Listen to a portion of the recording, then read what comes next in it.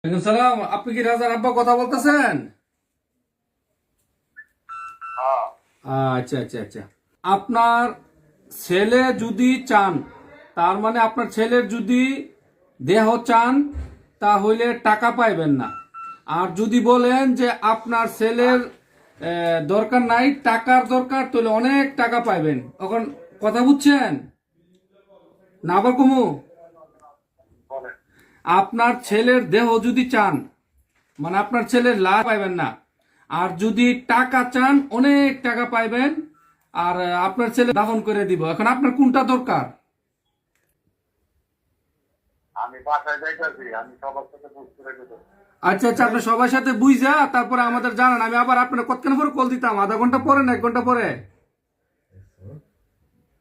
আধা ঘন্টা পরে দিয়ে ওকে ওকে ওকে ওকে ওকে। আপনি কি খাওয়া খান নাকি? জি জি জি জি জি জি হ্যালো ভাই। জি জি জি জি জি।